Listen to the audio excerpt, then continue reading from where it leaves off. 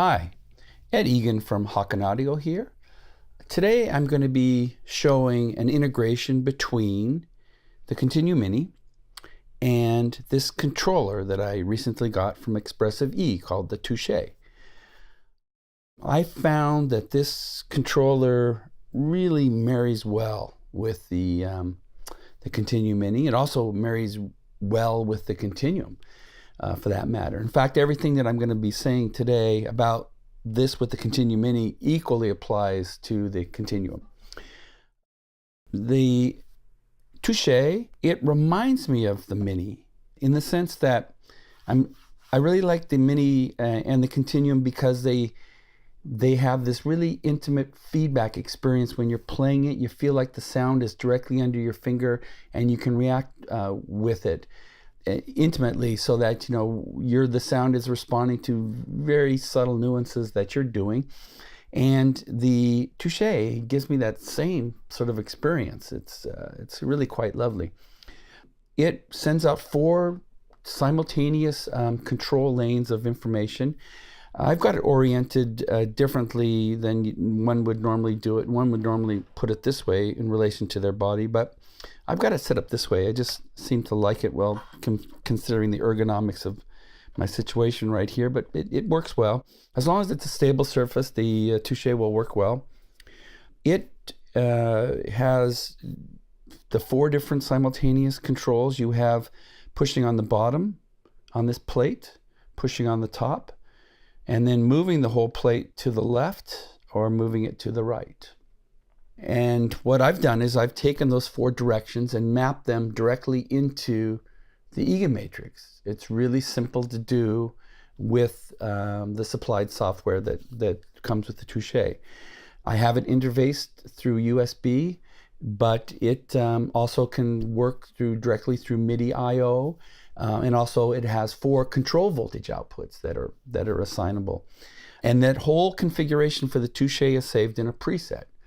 And there's 24 presets in the Touche, so it works standalone that way. And one interesting thing you could do with a Continuum, for instance, would be not even using a computer. You can configure the Touche, connect its MIDI out of the Touche into the MIDI in on the Continuum, and control your sounds without needing to have a computer available. Now with the Mini, what I've done is I'm running it through the editor. So I've got it connected through USB MIDI into the editor and then into the Mini. And I'm just going to load up a preset here called this blank Touche. And this shows the way that I've mapped it. So I have this bottom pressure as barrel 1, the top one as barrel 2, the left movement barrel 3, and the right movement as barrel 4.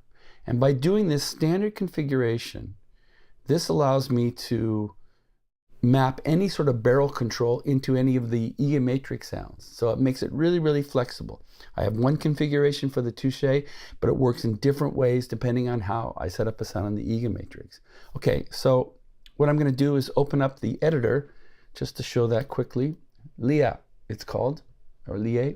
Now, this editor is also meant to be a VST host.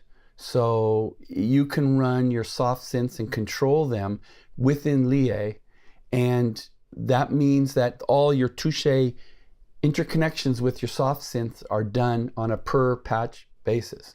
I'm not using it that way. I'm only using it to edit a particular hardware setup. So if I go over to hardware and search for this preset that I already created, Continuum, and I've used 4 of the mappings now in Lia. Here's the bottom one, and that's over here, and I've mapped that to a full range of CC12, top one CC13, left one CC14, right one CC15, all on channel 1. When the Lia ships, it defaults to a mapping of channel 1 and CCs 16, 17, 18, and 19, respectively, for the bottom, the top, the left, and the right. You need to remap it in order to use it the way I'm using it, so that it's 12, 13, 14, 15, but it's dead simple to do. Then once you have that done, you go in and go to this memory view, and now this is the 24 presets that are inside the Touché, so that when the software is not running, you can select any of these presets. So I just saved the Continuum one into slot 1, and that's the only one I really needed, so everything else is still at default. So, and once I had loaded this preset in here, I saved it into the Touché, and that it's as simple as that. And now I know when I don't use Lie, it'll just, I can use that preset and it will behave in the way that I want it to do. Just quickly to show you the CV outputs too. There are 4 mappings. These are the 4 different CV outputs, and you can map them to any of these 4 directions with any range and different voltage range from -10 to 10. You can scale and offset these, so very, very flexible control voltage setup that's available also with the Touché, but not currently using that the way I have it set up. Okay, so here's that blank one I did again, and it's showing these mappings that I have. The sensitivity of the Touché is adjustable. You use this dial to control how sensitive if it's not very sensitive or very sensitive. I found that a setting of about 80% was just about right for the way I want this thing to respond, to feel kind of in the same energy range as I do on the Mini. It also needs to be calibrated. It calibrates itself when you plug in power and power it up, but you can also recalibrate it at any time by holding down these 2 buttons. And the lights flash and it tells you it's calibrated to its 0 state. And this is a 0 state controller, which means that once your hand goes off of it, it will go back to this resting position. So in that sense, it's like a pitch bend wheel where, if you let go of it, it returns to a particular position. It's not like a modulation wheel where you can leave it and set it to a particular position. So these are all 0 state. When I interact with it and let go, it goes back to this state. So you can see that reflected in the EaganMatrix preset here, that everything goes back to 0. It's adjustable. If you notice with this left and right, there's this sort of resonance. You're actually moving this whole big plate back and forth. You can dampen that or loosen it up by adjusting this. So you can make it quite loose, so now it really resonates, or you can make it quite stiff. I preferred it someplace in the middle. And also these silicone things, there's one on the bottom, there's one on the top here. They can be replaced with different densities of silicone. This construction, if I take it out, you can see it there. It's kind of cool. So yeah, there's different ones, different constructions. You can make it more softer or harder.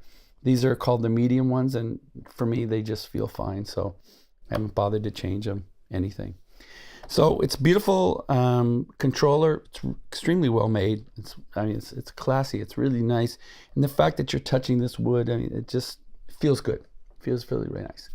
So the only thing to do now is to sort of demonstrate it, and I'll show you. I have 2 sounds I prepared. This wind tube one, I used 3 of the directions. I've used the bottom and the top, and I've used the left. I didn't use this right direction. So in this wind sound, I've modified it. So now when I am on the bottom, this is going to affect the body of the convolution. And this one here is going to give me amplitude control of the energy that's going through this physical model. And when I move this one here, it's going to change the harmonic content based on this BIC mode graph that I have.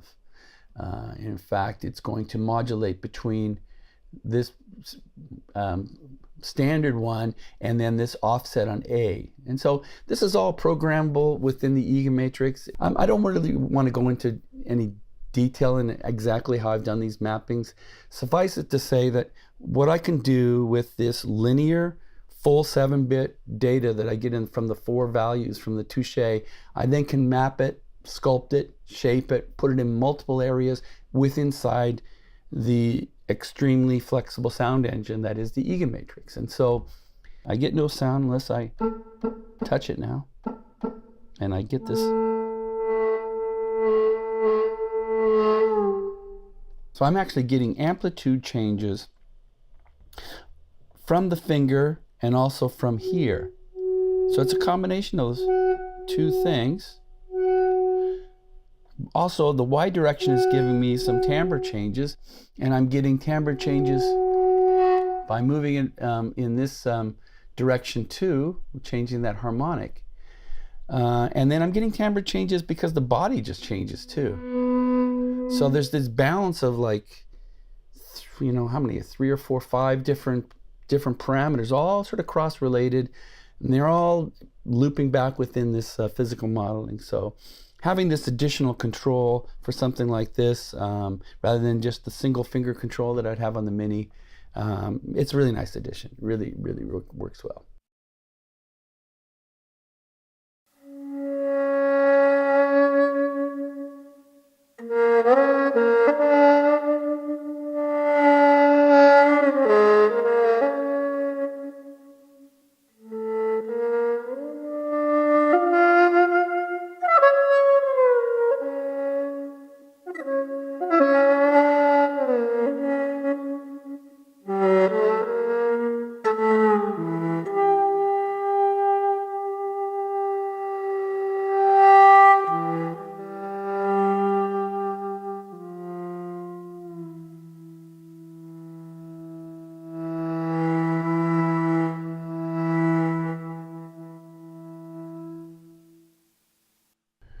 Okay, so now I'm going to go into this other sound that I did, and this one's a little bit more extreme in the mappings. I went overboard, but it was fun to do it.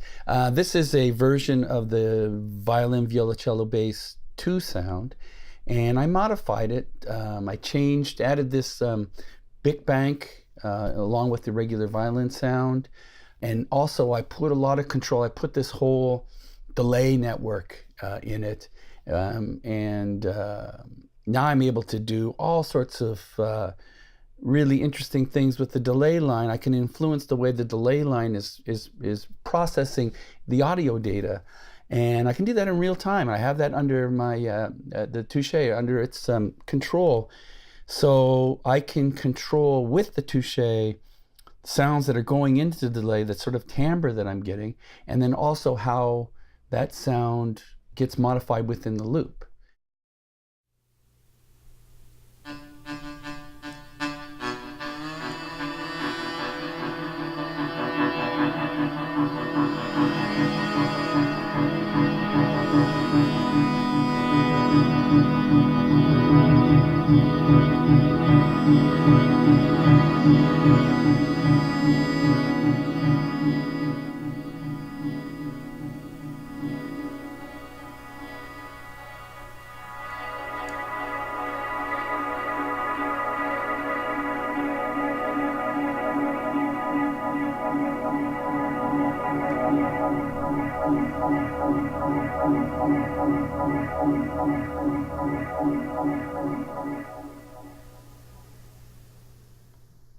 The mappings are complex. I'm just going to sort of go over them really quickly here, but just sort of get a feel for it. So we have in the front, the back, the left and the right.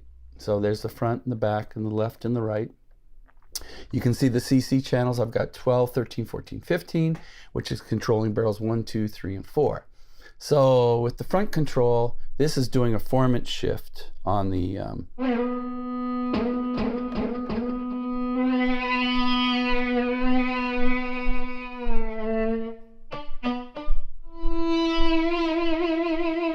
so it's pretty dramatic and pretty fast too. You can see how it really responds well. So there's the formant shift inside the spectral, inside this Harman, the viola spectral set that we have.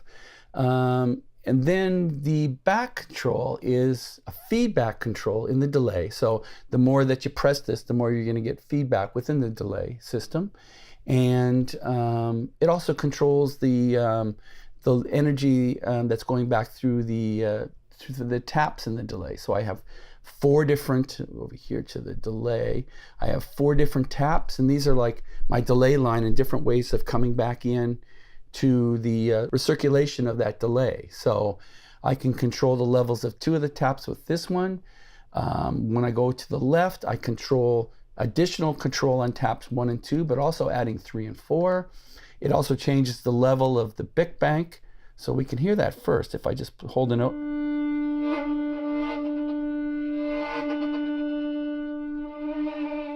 So I'm going to manipulate that formant shift and that. And as soon as I touch here, I'm adding in delay values. So this controls this left control, Bic bank level. It's also changing the spread in the frequency, so you get this tonal shift. It gets a little more disharmonic. The other thing that this left control is doing is it's modifying shape generator in formulas R and S. So this is going to be changing the speed and the depth of a shape generator that's moving in a sinusoidal manner, and that's going to add subtle chorusing effects to the delay.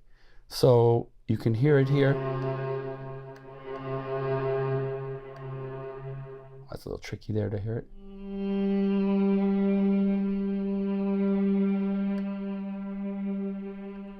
So it starts to chorus in the delay, and the more that I move it this direction during the delay, the deeper and the faster that speed is going to go. And it's also controlling the feedback through a high pass filter.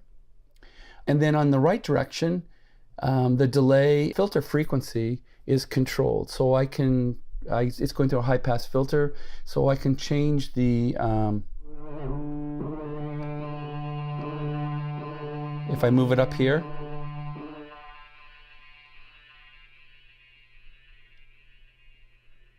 so using that control, I can change the high pass filter cutoff, which then as it loops through, it's cutting off more and more of the lower frequencies. So between all those, sort of this relationship, you learn how to play it within the sound, and anyway, it's really cool. I'll just do a little demo now.